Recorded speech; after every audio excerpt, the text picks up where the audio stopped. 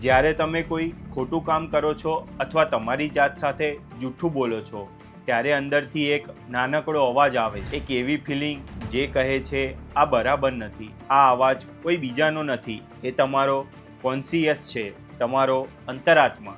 આપણે અત્યાર સુધી ધ્યાન, હેતુ અને કલ્પનાની વાત કરી, પણ જો તમારી પાસે ચોથું સાધન નથી તો તમારી બધી જ શક્તિ ખોટી દિશામાં વેડફાઈ શકે છે. આજે આપણે સમજીશું એ અંતિમ સાધન જે તમને ભીડમાં પણ ખોવાઈ જતા રોકશે અને તમારા પેલા જૂના પ્રોગ્રામને કાયમ માટે જડમૂળથી ઉખેડી નાખશે.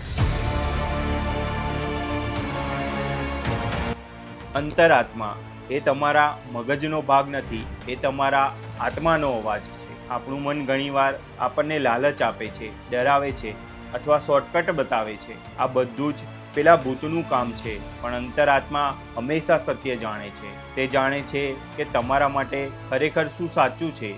મોટા ભાગના લોકો અત્યારે દુઃખી છે કારણ કે તેઓ તેમના અંતરાત્માના અવાજને દબાવીને જીવે છે. જ્યારે તમે તમારા મૂલ્યોની વિરુદ્ધ જઈને કામ કરો છો ત્યારે તમારી અંદર કોહેરન્સ એટલે કે આંતરિક સુમેળ તૂટી જાય છે. પરિણામે તમારી પાસે ગમે તેટલી મહેનત કે ટેલેન્ટ હોય પણ તમને ક્યારેય શાંતિ મળતી નથી. સાચી શક્તિ એમાં છે કે તમારો અવાજ અને તમારું કામ એક જ હોય.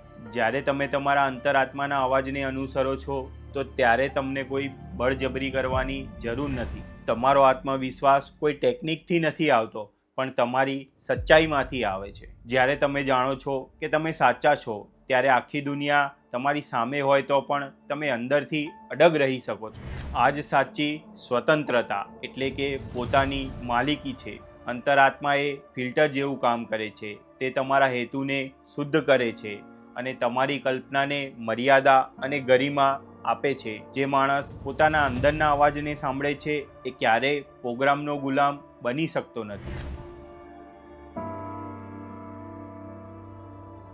આજે આખો દિવસ એક નાનકડી પ્રેક્ટિસ કરો.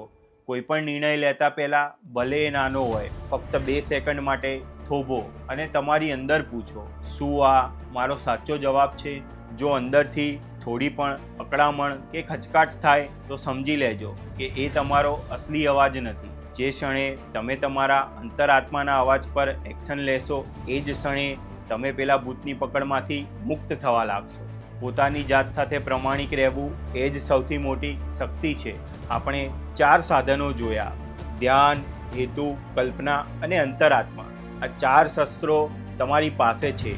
હવે એને વાપરવાની જવાબદારી તમારી છે. આવતા એપિસોડમાં આપણે આ બધા સાધનોને જોડીને એક ડેલી રિચ્યુઅલ બનાવીશું જે તમારી લાઈફને દરરોજ રિવાયર કરવામાં મદદ કરશે. આજ માટે આટલું જ. જાગૃત રહો, પોતાના માલિક બનો. મળીએ છીએ આવતા એપિસોડ.